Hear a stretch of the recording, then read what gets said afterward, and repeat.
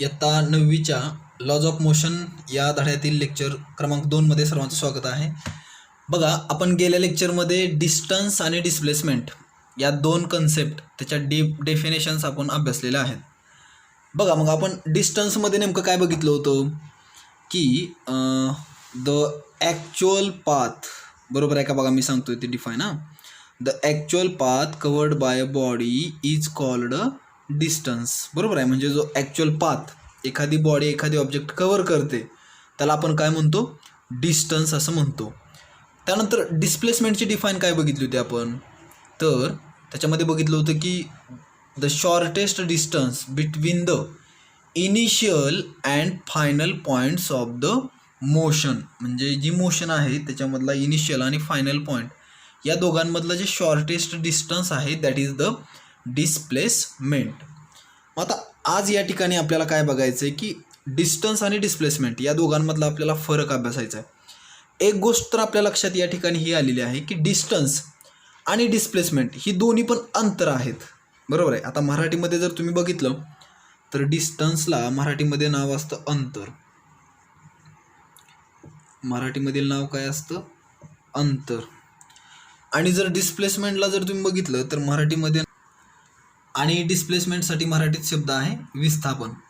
आता बघा, दोन्हीचा जर आपण विचार केला ना तर या ठिकाणी आपल्या ही गोष्ट लक्षात येईल की डिस्टन्स म्हणजे काय, तर 2 पॉईंटमधलं आपण अंतर मोजतो. बरोबर आहे.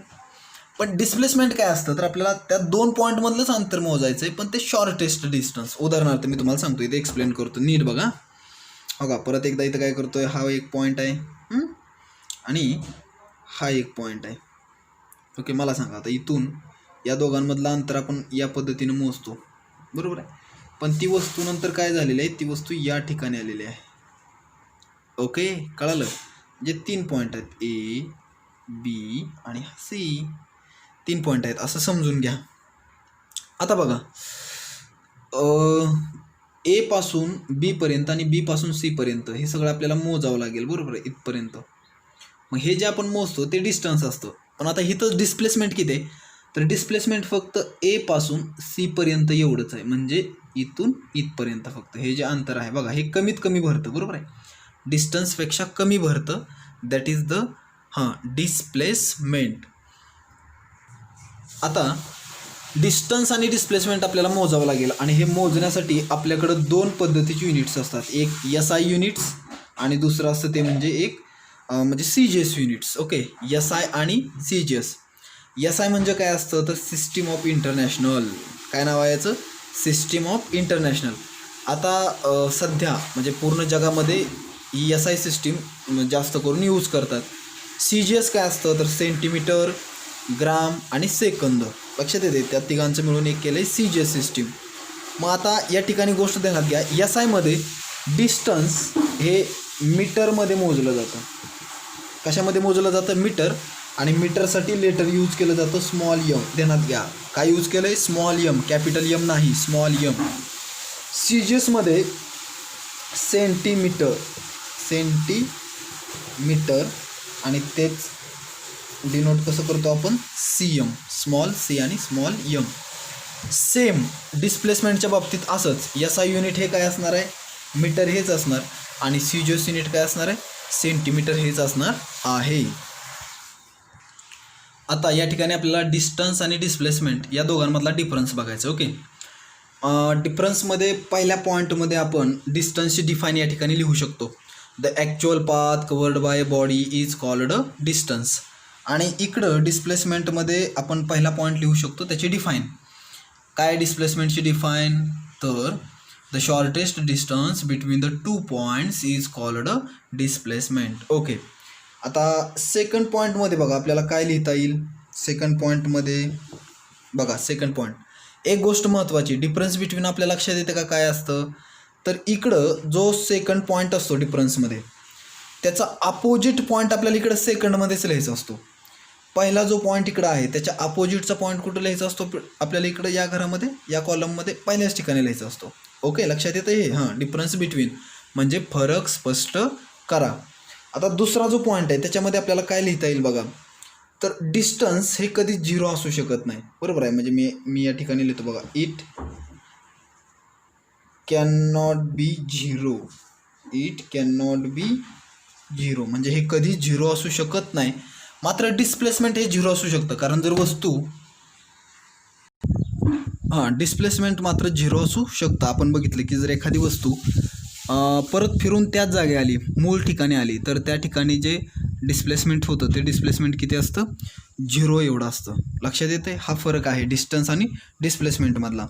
आणखीन एक तिसरा पॉईंट आपल्याला या ठिकाणी लिहिता येऊ शकतो, तो आहे की distance is a scalar quantity. कसली क्वांटिटी आहे ही? एक स्केलार क्वांटिटी. आता स्केलार म्हणजे काय ते मी तुम्हाला एक्सप्लेन करतो. आणि डिस्प्लेसमेंट जे आहे, डिस्प्लेसमेंट बघा, तिसरा पॉईंट आपण लिहितो, डिस्प्लेसमेंट ही एक वेक्टर क्वांटिटी आहे. कसली क्वांटिटी आहे? Vector quantity. बघा काय फरक आहे स्केलार क्वांटिटी आणि वेक्टर क्वांटिटी. तर स्केलार क्वांटिटीला बघा फक्त किंमत असते, डायरेक्शन असत नाही. बघा कुठल्याही आपण जर एखाद्या क्वांटिटीचा जर विचार केला तर त्याला काही क्वांटिटी आपल्याला फक्त अशा दिसतात की त्यांना फक्त किंमतच असते, त्यांना दिशा असत नाही. उदाहरणार्थ पैसे ही एक क्वांटिटी आहे, बरोबर आहे. रुपया, त्याला फक्त किंमत आहे. आपण म्हणतो 10 रुपये आहेत, 20 रुपये आहेत, बरोबर आहे. पण त्याला दिशा आहे का? म्हणजे पैशाला दिशा आहे का? नाही. लक्षात येते? तसं आता इकडं बघूयात आपण डिस्प्लेसमेंट म्हणजे तुम्हाला वेक्टर क्वांटिटीचं एक्झाम्पल देतो. आपलं वजन, बरोबर आहे. आपलं वजन बघा असतं 50 किलो, 60 किलो, ही झाली त्याची किंमत. पण त्याची डायरेक्शन, त्याची डायरेक्शन आपलं जे वजन आहे, वेट आहे, त्याची डायरेक्शन असते टुवर्ड्स द अर्थ सेंटर. कुठं असते? Towards the earth centre. आपण बघा एखादा बॉल घेतला आणि तो वरच्या डायरेक्शननं टाकला, थ्रो केला, तर बघा त्या बॉलला काहीतरी मास पण आहे आणि तो वरच्या डायरेक्शननं टाकला, याचा अर्थ त्याच्याकडं काय आहे? डायरेक्शन पण आहे. म्हणजे अशा वेळेस बघा त्याला किंमत म्हणजे व्हॅल्यू आणि डायरेक्शन या दोन्ही पण गोष्टी असतील तर त्याला कसली क्वांटिटी म्हणायचं?